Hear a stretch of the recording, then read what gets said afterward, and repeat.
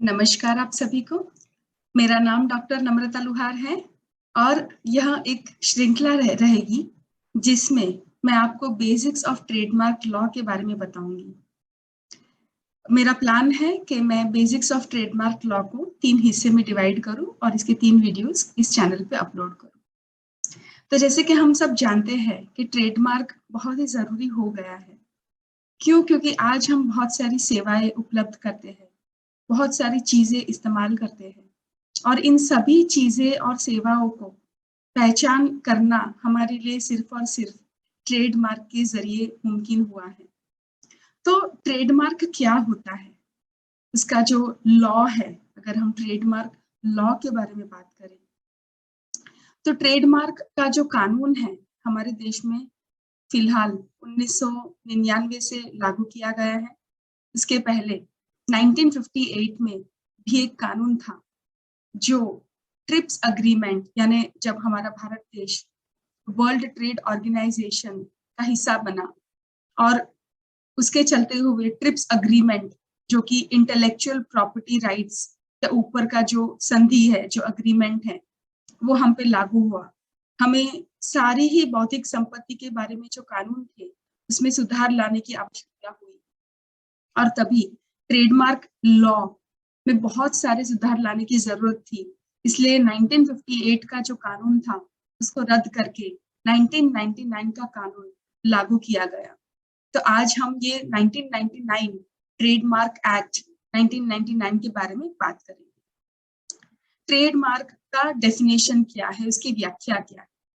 तो अगर हम इसकी व्याख्या देखेंगे तो हमें पता चलेगा कि यह एक जात का चिन्ह है जो अलग अलग चीजें और अलग अलग सेवाओं को एक दूसरे से अलग करता है, डिस्टिंग्विश करता है। हम जैसे जानते हैं कि बहुत सारे बिजनेस हाउसेस है, बहुत सारे व्यापारी है, बहुत सारे उद्योग होते हैं और इन सब उद्योग, यह सब उद्योग अपने को चीजें देती है, गुड्स देती है, सर्विसेज देते हैं। तो हम यहाँ सभी चीजों का और यह सेवाओं का किस तरह से हम उसकी पहचान कर सकते हैं? तो यह ट्रेडमार्क का जो चिन्ह होता है, इस चिन्ह से हम एक व्यापारी की चीज को दूसरे व्यापारी की चीज के साथ कंपेयर करके उसको डिस्टिंग्विश कर सकते हैं। और इसीलिए यह साइन और यह चिन्ह ऐसा होना चाहिए कि वो एक दूसरे से अलग हो, ना कि एक दूसरे जैसा हो।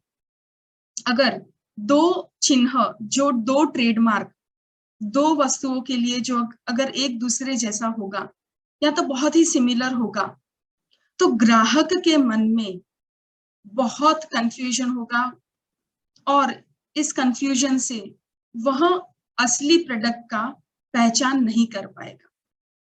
जैसे कि इस स्लाइड में भी आप जानते हैं, देख सकते हैं, बहुत सारे अलग अलग ट्रेडमार्क्स मैंने लगाए हैं। यहाँ पिक्चर मैंने इंटरनेट से ही लिया है।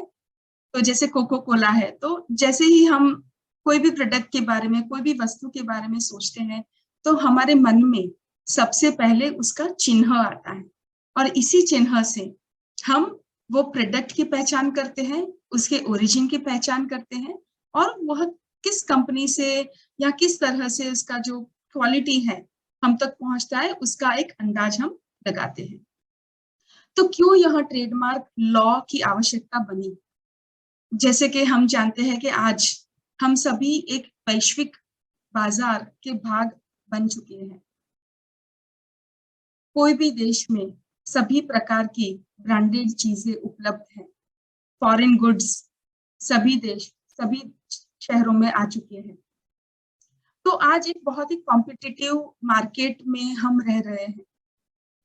इतना कंपटीशन है कि ग्राहक के पास सेवाएं तथा चीजें उपलब्ध करने की बहुत सारी चॉइसेस है, बहुत सारे ऑप्शंस हैं और हम इन ऑप्शंस में से पसंद करते हैं कि हमें किस सेवाओं का या तो किन गुड्स का हमें हमें चूज करना है। तो ट्रेडमार्क का फंक्शन ही यही है कि हमें प्रोडक्ट्स, गुड्स और सर्विसेज की पहचान कराए, क्योंकि हर एक उद्योग में अपनी अपनी प्रतिष्ठा है।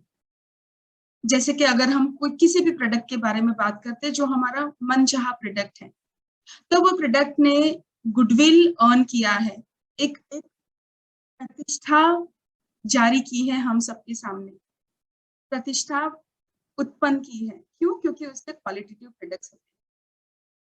तो ट्रेडमार्क उन क्वालिटी को पहचान करने के लिए भी जरूरी होता है। साथ साथ ये जितने भी बिजनेसेस होते हैं, जितने भी उपक्रम होते हैं, उनके लिए भी फायदेमंद है, क्योंकि उनको भी पता चलता है, वह भी अपने प्रोडक्ट्स और अपनी सर्विसेज को अपने तक लेके आ सकते हैं। और ये लॉ है, और कोई भी अगर थर्ड पार्टी उनके प्रोडक्ट के ऊपर लगाया हुआ चिन्ह सेम टू सेम वैसा चिन्ह या सिमिलर या तो डिसेप्टिवली सिमिलर थोड़ा बहुत चेंज करके अगर लगाता है, तो वह व्यापारी जिसने ट्रेडमार्क लिया है उसके राइट्स होते हैं, और वो कोर्ट में जा करके अपनी रेमेडीज भी ले सकता है। तो जैसे जैसे हम देखते हैं कि बहुत सारी चीजें उपलब्ध है, बहुत सारी सेवाएं उपलब्ध है, साथ साथ में बहुत प्रतियोगिता भी आ गई है मार्केट में। कुछ कुछ कभी कभी बार हमको लगता है कि यह प्रतियोगिता और यह व्यापार की जो प्रैक्टिसेस है वह अनुचित है। अनुचित इन द सेंस कि वो ठीक नहीं है। जैसे कोई एक पर्टिकुलर ब्रांड है, उसका नाम मैं थोड़ा बहुत चेंज करके मेरे अपने प्रोडक्ट में लगा दूंगी। क्यों लगा दूंगी? क्योंकि वह प्रोडक्ट की एक मार्केट है, एक इमेज है, और वह इमेज का मैं दुरुपयोग करना चाहती हूँ और अपने प्रोडक्ट में वह चिन्ह लगा के लोगों के सामने पेश करना चाहती हूँ कि यह प्रोडक्ट भी मेरा है और यही क्वालिटी का है, जबकि वो नहीं है। तो बहुत सारी अनफेयर ट्रेड प्रैक्टिसेस है, बहुत सारे नकली, जाली, fake goods, efficient services market में अवेलेबल है, जिनको रोकने के लिए और ग्राहक के हित को बचाने के लिए, क्योंकि ग्राहक एक ऐसा वर्ग है जो असंगठित है, जुटा हुआ नहीं है, और व्यापारी हर तरीके से देखने चाहता है, उनका प्रॉफिट मैक्सिमाइजेशन का ऑब्जेक्टिव रहता है।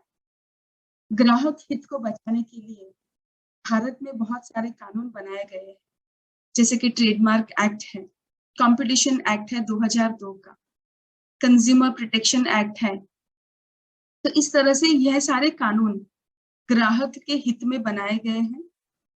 पर जब हम ट्रेडमार्क की बात करते हैं तो ये एक बौद्धिक संपत्ति है। क्यों एक बौद्धिक संपत्ति है? क्योंकि जब हम ट्रेडमार्क क्रिएट करते हैं, या तो कोई भी बिजनेसमैन जब वो ट्रेडमार्क क्रिएट करता है तो वो उसका क्रिएशन होता है, और वो क्रिएशन और सर्विसेज में लगाना चाहता है। तो यह बौद्धिक संपत्ति है, क्योंकि एक तरह से उसका जो ओनर है, जो उसका क्रिएटर है, उसको भी राइट्स देता है और सोसाइटी को भी बताता है कि हाँ, ये प्रोडक्ट इस बिजनेस के या तो इस ओनर के बिलोंग करते हैं। तो दोनों तरह का ऑब्जेक्टिव ट्रेडमार्क एक्ट फुलफिल करता है। तो सबसे पहले हमें यह जानने की जरूरत है कि मार्क किसको बोलेंगे, किस तरह के मार्क होते हैं। तो ट्रेडमार्क एक्ट 1999 में मार्क का भी डेफिनेशन दिया गया है, जिसमें अलग अलग प्रकार के एग्जाम्पल्स दिए गए हैं। जैसे कि कोई एक सिंबल जो हम विजुअली देख करके आंख से देख करके पहचान कर सकते हैं, या तो वो कोई उपकरण हो सकता है, या तो कोई वो ब्रांड हो सकता है, या तो शीर्षक, जैसे कोई भी प्रोडक्ट है या तो कोई भी सेवाएं है, इसका जो शीर्षक होता है वो उसको भी हम मार्क बोल सकते हैं। प्रोडक्ट के साथ लगाए गए लेबल्स, टिकट, नाम, या तो फिर कोई हस्ताक्षर किया गया है जिससे हम वो प्रोडक्ट या सर्विसेज की पहचान कर लिया है, और यह ऑनलाइन लीगल इंडिया के वेबसाइट में मुझे पाया गया था। तो उनको एक्नॉलेज करते हुए, उन्हें धन्यवाद करते हुए ये स्लाइड में प्रेजेंट करती हूँ। जैसे अगर हम टाइप्स ऑफ ट्रेडमार्क बोलेंगे, कितने तरह के ट्रेडमार्क होते हैं, तो जैसे शेप मार्क होता है। तो जैसे कोको कोला का बॉटल है, इसका एक बहुत ही पिक्यूलियर शेप है, तो उसको भी एक शेप मार्क, जैसे ही हम बॉटल को देखते हैं हमको पता लग जाता है कि यह प्रोडक्ट कोको कोला है। तो सिर्फ यह कोको कोला का कंपनी यूज कर सकता है, और साथ साथ में कोई भी अन्य कंपनी या तो कोई भी अन्य बिजनेस यह शेप को यूज नहीं कर सकता है। तो ये हुआ शेप मार्क। नेम मार्क, जैसे कोको कोला नाम है, तो वो नाम भी हम ट्रेडमार्क की तरह यूज कर सकते हैं। सिंबल है, जैसे मैकडोनल्ड का एम उनका सिंबल है। उनका स्लोगन है आई एम लविंग इट, तो कोई भी स्लोगन है उसको भी ट्रेडमार्क की तरह रजिस्टर किया जा सकता है। कलर है, जैसे डेयरी मिल्क का रैपर है पर्पल कलर का, या तो पार्ले जी के ग्लूकोज के बिस्किट्स का एक रैपर है, बहुत ही पिक्यूलियर कलर है, तो वो कलर भी रजिस्टर हो सकता है। या तो फिर लोगो है। तो यह अलग अलग एग्जाम्पल्स हैं जो ट्रेडमार्क के रजिस्ट्रेशन के लिए यूज हो सकते हैं। तो जब कोई भी व्यापारी या तो कोई भी अगर ट्रेडमार्क रजिस्टर करने चाहता है, तो as per the trademark act 1999 वो ट्रेडमार्क की रिक्वायरमेंट क्या होती है। सबसे पहली रिक्वायरमेंट है कि मार्क ऐसा होना चाहिए जो ग्राफिकली रिप्रेजेंट हो सकता है। ग्राफिकली रिप्रेजेंट हो सकता है यानी कि उसका हम रेखा चित्र बना सकते हैं, या तो उसको हम रेखांकन कर सकते हैं और वैसे हम उसका प्रतिनिधित्व कर सकते हैं। तो ये सबसे पहली रिक्वायरमेंट है। दूसरी रिक्वायरमेंट है कि वह मार्क अन्य गुड्स और सर्विसेज से अलग होना चाहिए।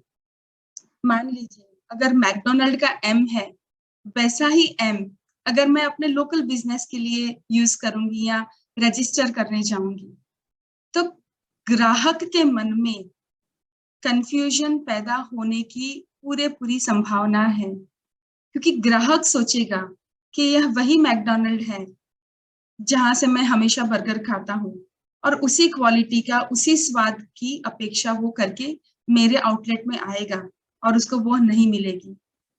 इसलिए कोई भी मार्क जब भी रजिस्ट्रेशन के लिए आगे लिया जाता है, तो वह मार्क अन्य प्रोडक्ट, अन्य गुड्स और सर्विसेज से अलग होना चाहिए। जब हम अलग की बात करते हैं तो वो पूरी तरह से अलग होना चाहिए।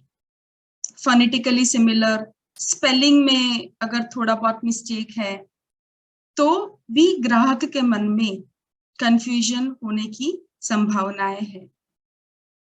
कोर्ट ने बहुत सारी बार ऐसा बोला है कि जब हम डिस्टिंग्विश करने की कोशिश करते हैं एक मार्क को दूसरे मार्क से, हमको एक बहुत ही ले ग्राहक यानी बहुत ही आम आदमी के पर्सपेक्टिव से वो मार्क को देखने की जरूरत है।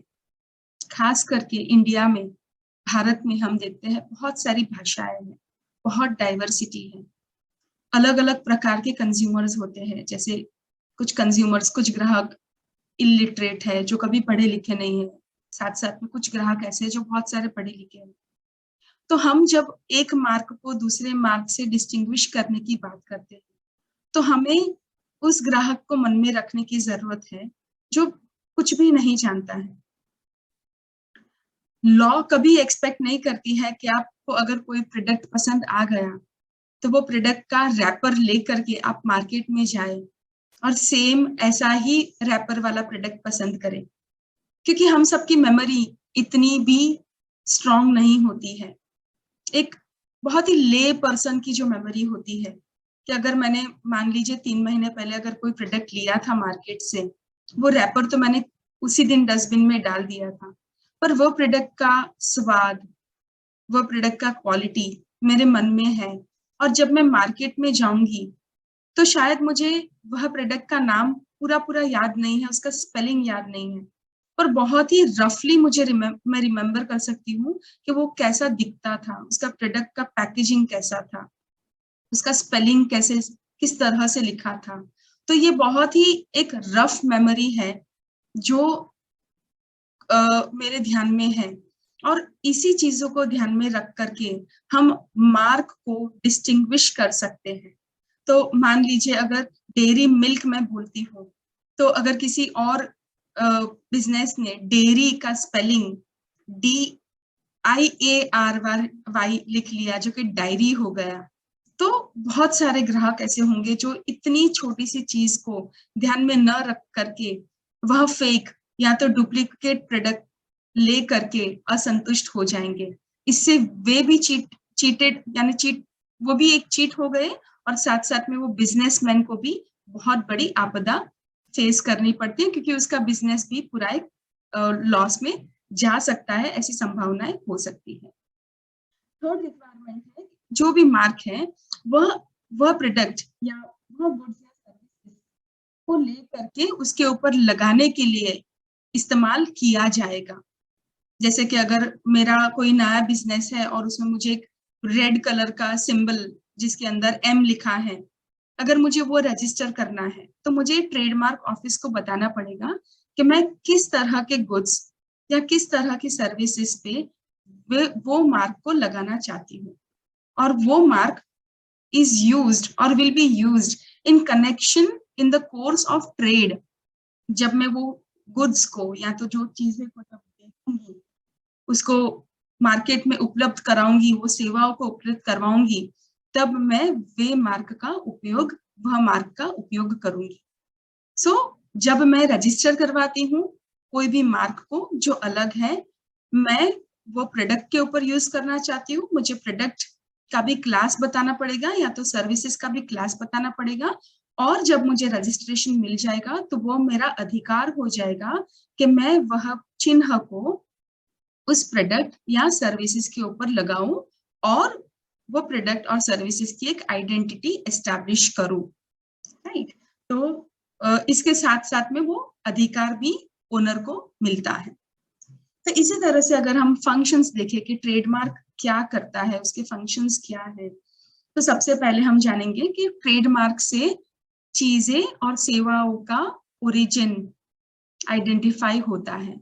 से फॉर एग्जांपल अगर हम बोलते हैं कि यूनिवर्सल लीवर लिमिटेड के प्रोडक्ट्स हैं, या तो गोदरेज के प्रोडक्ट्स हैं, या तो अगर हम बोलते हैं कि मारुति के प्रोडक्ट्स है, बजाज के प्रोडक्ट्स हैं, तो जैसे ही हम मार्क देखेंगे तुरंत ही हमें पता लग जाएगा कि ये प्रोडक्ट इस बिजनेस ऑफर कर रहा है। जैसे हम रिलायंस स्मार्ट देखेंगे या रिलायंस स्मार्ट देखेंगे तो हमको तुरंत ही पता चल जाएगा कि ये प्रोडक्ट इस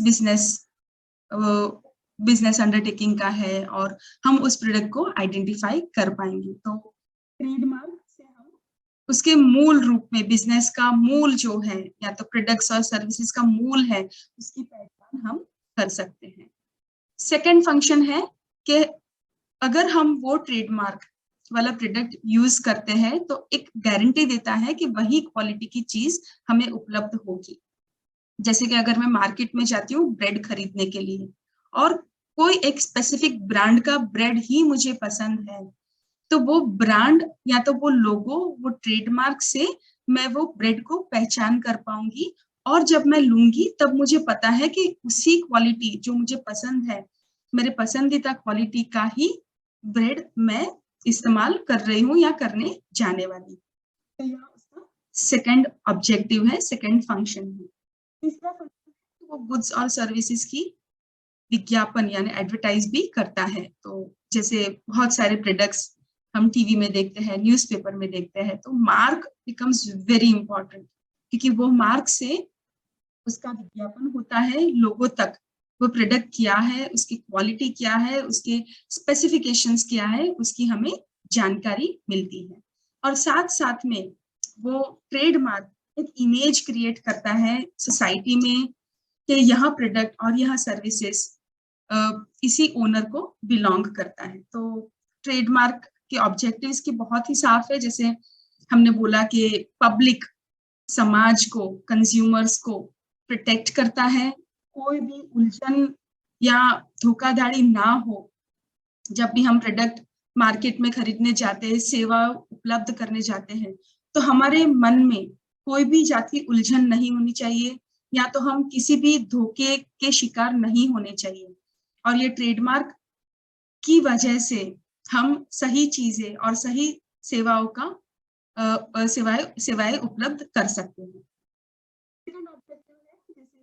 जो ओनर होता है ट्रेडमार्क का, वो भी अपना गुडविल, अपना क्रेडिट मार्केट में आगे ले जाता है। जैसे जैसे बिजनेसेस बढ़ते हैं, जैसे जैसे बिजनेसेस सक्सेसफुल होते हैं, तो मार्क बहुत ही जरूरी हो जाता है, जिससे जो ओनर है उसका भी अधिकार प्रोटेक्ट होता है।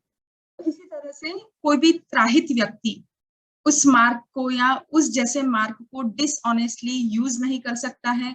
किसी और की रेपुटेशन को यूज करके या किसी और के मार्क को यूज करके अपनी प्रोडक्ट का मार्केटिंग नहीं कर सकता है, और अगर वो करता है तो उसको कोर्ट के समक्ष भी ले जा सकते हैं। तो यह ऑब्जेक्टिव्स है ट्रेडमार्क के। तो ट्रेडमार्क के साथ साथ ट्रेडमार्क एक्ट में बहुत सारे अलग अलग टाइप्स के ट्रेडमार्क्स होते हैं। जैसे प्रोडक्ट मार्क है, प्रोडक्ट मार्क यानी कोई भी वस्तु के ऊपर जो उपयोग होता है। जैसे एडिडास का शू है, तो जैसे ही हम ये 3 पट्टियां देखेंगे तो हमें पता चल जाएगा कि ये एडिडास, ये क्वालिटी का शू मैं खरीदने जाने वाली हूँ। कलेक्टिव मार्क्स होते हैं, जैसे चार्टर्ड अकाउंटेंट्स टुगेदर एक मार्क उन्होंने रजिस्टर किया है, CA। तो अगर हम किसी ऑफिस में इनकम टैक्स रिटर्न फाइल करने जाते हैं तो हमें पता लग जाता है कि हाँ, ये चार्टर्ड अकाउंटेंट है और ये रजिस्टर्ड है ट्रेडमार्क एक्ट के अंदर। कलेक्टिव मार्क जैसे कन्फेडरेशन ऑफ इंडियन इंडस्ट्री है, तो ये कलेक्शन एसोसिएशन ऑफ बॉडीज जो बोलते हैं, वो सब एक साथ मिल करके भी कलेक्टिव मार्क रजिस्टर करा सकते हैं। तीसरा है सर्विस मार्क। बहुत सारी सेवाएं हम उपलब्ध करते हैं ऑनलाइन ऑफलाइन। तो जैसे बैंकिंग सर्विसेज है, इंश्योरेंस सर्विसेज है, इंटरनेट की सर्विसेज है, तो ये सारी सर्विसेज के लिए जब कोई मार्क इस्तेमाल होता है तो उसे सर्विस मार्क हम बोलते हैं। Fourth is certification trademark. Certification trademark यानी प्रमाणीकरण। जैसे अगर हम कोई प्रोडक्ट खरीदने चाहते हैं तो ये असली है कि नहीं, जैसे वुल मार्क है तो पता लगता है कि हाँ, ये वुल, असली वुल से बना हुआ स्वेटर है, या तो कोई भी कपड़ा है, या तो सिल्क मार्क है, तो हमें पता लगता है कि हाँ, ये असली सिल्क का है। तो इस तरह से जो एसोसिएशन ऑफ बॉडीज होते हैं, जो व्यापारी गण होते हैं, उनको ये इस तरह का सर्टिफिकेशन मार्क अगर वो इस्तेमाल करते हैं तो इससे कंज्यूमर है, जो ग्राहक है, उनको पता लगता है कि वो जो सेवाएं उपलब्ध करने जाने वाले हैं या तो वो जो प्रोडक्ट इस्तेमाल करने जाने वाले हैं वो सही है। जैसे हम सोने की, गोल्ड की खरीदी करने जाते हैं तो हम भी मार्क देखते हैं, हॉल मार्क देखते हैं, तो वो एक सर्टिफिकेशन है कि हाँ, ये जो प्रोडक्ट मैं खरीदने जाने वाली हूँ वो सही है, वो शुद्ध है, वो असली है। और the fifth is series mark, यानी बहुत सारी सेवाएं या बहुत सारे प्रोडक्ट्स में इस्तेमाल होता है वैसा सीरीज मार्क। फिर उसके अलावा होता है well known trademarks. Well known trademarks यानी ऐसे ऐसे ट्रेडमार्क्स जिसके बहुत ही ख्याति, बहुत प्रसिद्ध हो चुके हैं। तो जैसे हम माइक्रोसॉफ्ट की बात करेंगे या मैकडोनल्ड की बात करेंगे, नाइकी की बात करेंगे, तो तुरंत हमारे मन में एक एक प्रोडक्ट की छवि तुरंत ही पैदा होती है। जैसे सैमसंग की अगर मैं बात करती हूँ तो तुरंत मोबाइल्स है, लैपटॉप्स है, वॉचेस है, एक श्रृंखला अपने मन में आ जाती है।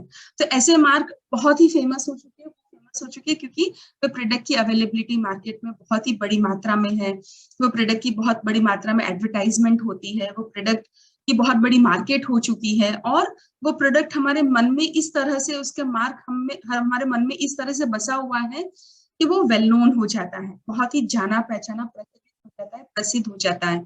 तो जैसे ये नीचे का एक स्लाइड है, जो पिक्चर मैंने वेबसाइट से ही ली करके रखा है। जैसे गूगल का एक मेंस वेयर का शॉप है, तो जैसे ही कोई प्रोडक्ट, जैसे ही ये शॉप अगर हम देखेंगे तो गूगल देखेंगे तो हमको लगेगा शायद ले ग्राहक जो बहुत ही ऐसा ग्राहक है, उसको लगेगा कि शायद ये गूगल का ही शॉप है और वो इसी प्रोडक्ट या इसी दुकान में जाकर के ले सकता है। तो इस तरह से व्हाट्सएप का मार्क यूज करके या प्ले स्टोर का मार्क यूज करके लोग ग्राहक को भ्रमित करने की कोशिश करते हैं।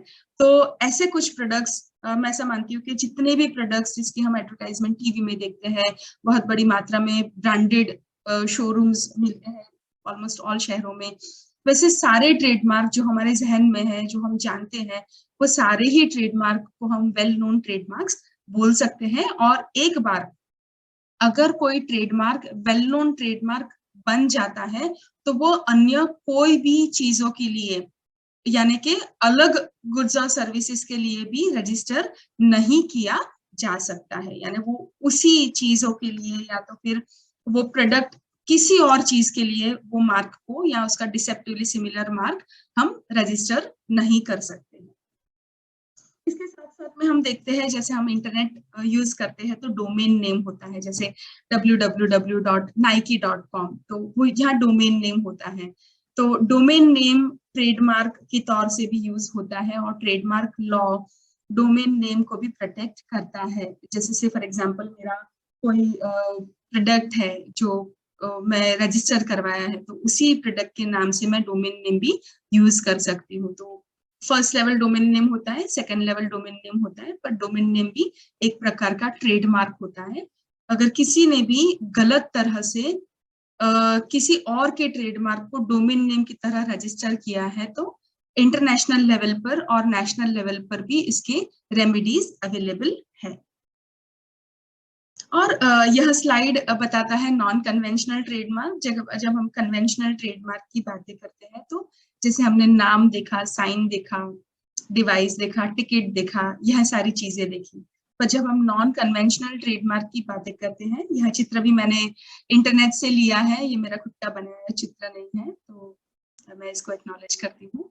तो नॉन कन्वेंशनल ट्रेडमार्क जिसको हम बोलते हैं गैर पारंपरिक, नॉन ट्रेडिशनल ट्रेडमार्क्स, जो नए प्रकार के ट्रेडमार्क्स है, जो जैसे हमने बोला कि जैसे जैसे बहुत कंपटीशन मार्केट में आ रहा है, सभी व्यापारी ऐसा चाहते हैं कि उनके प्रोडक्ट की पहचान बाकी सब प्रोडक्ट से अलग होनी चाहिए। उनके प्रोडक्ट की पहचान ऐसी होनी चाहिए जो कोई और यूज नहीं कर सकता है या तो कर सकता है। तो नॉन कन्वेंशनल ट्रेडमार्क हम देखते हैं बहुत सारी डेवलप्ड कंट्रीज में बहुत सारे नॉन कन्वेंशनल ट्रेडमार्क यूज किए गए हैं। तो ये कौन कौन से ट्रेडमार्क्स है जिसको हम नॉन कन्वेंशनल ट्रेडमार्क्स बोलेंगे? जैसे साउंड मार्क है, जैसे कोई भी प्रोडक्ट के साथ जिंगल बजाया जा सकता है, उसका ट्यून बजाया जा सकता है, तो वो साउंड बहुत ही स्पेसिफिक होता है। तो जैसे अगर हम कोई भी प्रोडक्ट का टीवी में एडवर्टाइजमेंट जब हम देखेंगे तो उसका बहुत ही टिपिकल म्यूजिक, एक शॉर्ट म्यूजिक जिसको हम जिंगल बोलते हैं, वो बजाते हैं। तो उसको हम साउंड मार्क के तौर पे भी प्रोडक्ट को रजिस्टर कर सकते हैं। सेकंड है मोशन मार्क, जिसको हम गति, मोशन यानी गति, जैसे कि अगर कोई भी अगर हम मोबाइल को चालू करते हैं तो तुरंत ही उसका मार्क एक मोशन में प्रसिद्ध होता है और दिखाया जाता है, तो वो एक मोशन है। तो मोशन को भी हम मार्क के तौर पे रजिस्टर करा सकते हैं। तीसरा है सेंट मार्क, जैसे फ्रेग्रेंसेस होते हैं, परफ्यूम्स होते हैं, उनकी अगर बहुत ही टिपिकल अगर कोई स्मेल है तो वो सेंट मार्क के तौर पे भी उसको रजिस्टर किया जा सकता है। चौथा है कलर मार्क, जैसे कुछ प्रोडक्ट्स की बहुत ही टिपिकल कलर होती है, वो कलर से ही वो प्रोडक्ट की पहचान होती है, तो कलर मार्क से भी उसका रजिस्ट्रेशन हो सकता है। The fifth one is hologram mark, जैसे कोई भी प्रोडक्ट पे अगर कोई होलोग्राम लगा है, जैसे कोई शाइनिंग छोटा सा मार्क लगा होता है, तो उससे भी वो प्रोडक्ट की पहचान होती है। जैसे हम क्रेडिट कार्ड या डेबिट कार्ड में होलोग्राम देखते हैं, तो जैसे ही हम होलोग्राम देखते हैं हमें पता लग जाता है ये किस कंपनी का क्रेडिट या डेबिट कार्ड है, तो वो होलोग्राम को भी ट्रेडमार्क के तौर पे रजिस्टर किया जा सकता है। फिर आता है शेप मार्क, जैसे प्रोडक्ट का कोई शेप है जो नेचुरल शेप नहीं होना चाहिए, वो बना बनाया इन्वेंटेड शेप होना चाहिए, बहुत ही अलग ही शेप होना चाहिए। तो अगर कोई शेप जो नेचुरली ही वो प्रोडक्ट का शेप है तो उसको ट्रेडमार्क लॉ उसको रजिस्टर नहीं करेगी। पर अगर कोई नया सा शेप है जो बहुत ही स्पेसिफिक है, वो प्रोडक्ट के लिए ही इस्तेमाल किया गया है, जैसे किट कैट चॉकलेट का शेप है तो बहुत ही अलग है, तो उसको भी शेप मार्क के तौर पे हम रजिस्टर कर सकते हैं। 3D मार्क है, तो 3D मार्क जो 3 डायमेंशनल तरीके से दिया गया है, तो वो 3D मार्क होता है, 3 डायमेंशनल मार्क होता है, उसको भी रजिस्टर कर सकते हैं। पोजीशन मार्क, जैसे कोई शू में कोई स्पेसिफिक जगह पर ही वो मार्क लगाया गया है और उसी से हमें पता चलता है कि हाँ, अगर ये प्रोडक्ट में यह मार्क इस जगह पे है तो ही वो ओरिजिनल प्रोडक्ट है, उसको हम पोजीशन मार्क बोल सकते हैं। टेस्ट मार्क हो सकता है, जो टेस्ट करके जैसे मैगी खाते हैं तो हमको तुरंत पता लग जाता है कि हाँ यही टेस्ट है, तो टेस्ट मार्क भी रजिस्टर हो सकता है।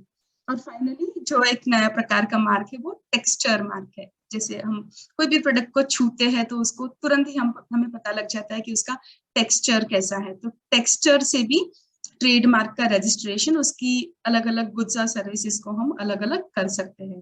तो टेक्सचर मार्क को भी, बनावट, उसका जो बनावट होता है उसको भी हम नॉन कन्वेंशनल ट्रेडमार्क बोल सकते हैं। तो इस तरह के अलग अलग प्रकार के ट्रेडमार्क्स होते हैं और उसको रजिस्टर भी किया जाता है।